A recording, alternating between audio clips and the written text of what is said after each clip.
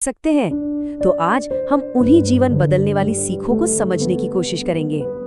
ये एक ऐसा सवाल है जो हम सब कभी ना कभी खुद से जरूर पूछते हैं, क्या शांति बाहर की चीजों में है या फिर कहीं और इसका जवाब वो हमें बुद्ध की कहानियों में मिलता है। तो चलिए अपनी ये यात्रा शुरू करते हैं बाहरी दुनिया से।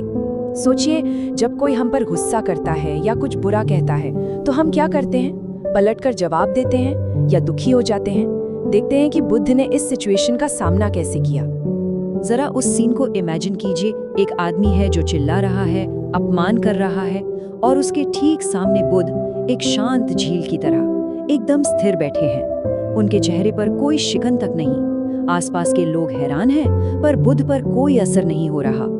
और जब वो आदमी चिल्ला चिल्ला कर थक गया, बिल्कुल शांत हो गया, तब बुद्ध ने बड़ी शांति से एक सवाल पूछा। उन्होंने कहा, अगर कोई तुम्हें कोई गिफ्ट दे और तुम उसे लेने से मना कर दो तो वो गिफ्ट किसका हुआ?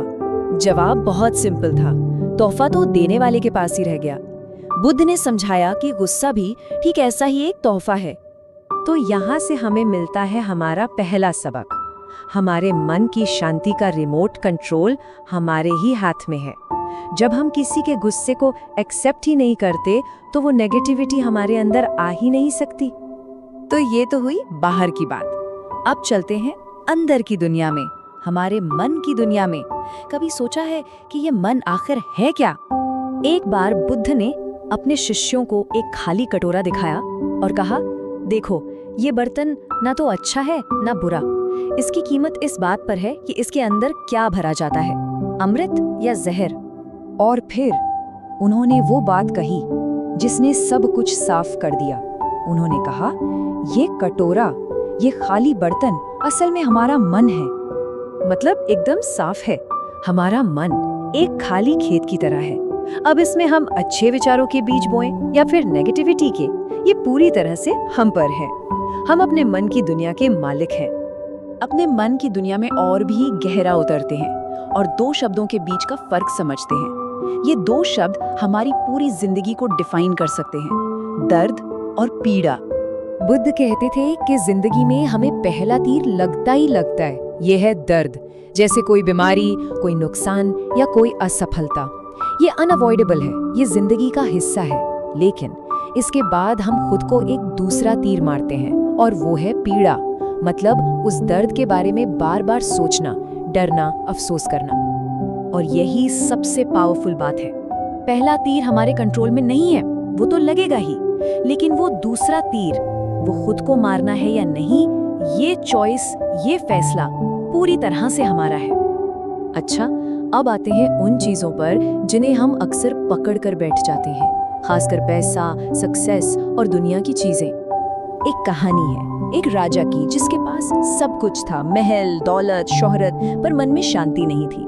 और उसी के राज्य में एक भिखारी था जिसके पास कुछ नहीं था, पर उसके चेहरे पर एक अजीब सा सुकून था। तो बुद्ध ने पूछा, असल में अमीर कौन है, वो राजा या ये भिखारी? जवाब था, वो भिखारी, क्योंकि असली दौलत मन की शांति है। तो यहाँ से हमें दौलत की एक नई डेफिनेशन मिलती है। असली दौलत वो नहीं जो बाहर है, बल्कि वो है जो हमारे अंदर है, वो सुकून, वो शांति। तो हमने बाहर की चीजों को पकड़ने की बात की, पर उन चीजों का क्या जो हम अंदर से पकड़ कर रखते हैं?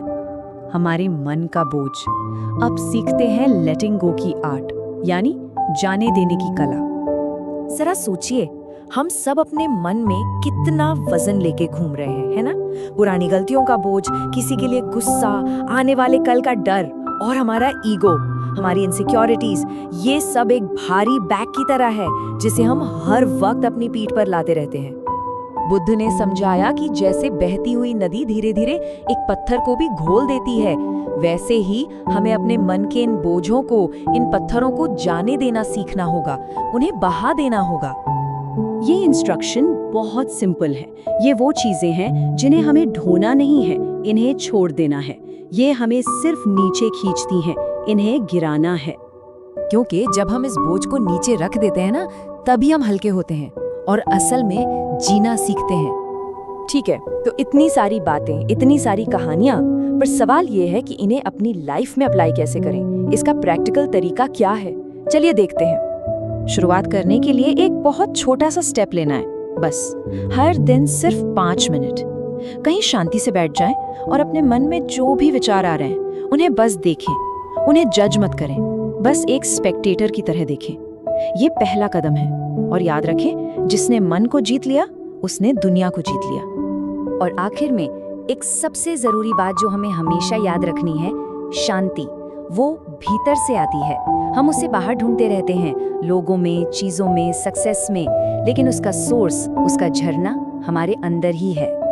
तो अब जाते जाते एक सवाल खुद से पूछना है, हमारे मन में जो इतने सारे पत्थर पड़े हैं, इतने सारे बोझ, उनमें से वो पहला कौन सा पत्थर है जिसे आज अभी गिराने का फैसला लेना है।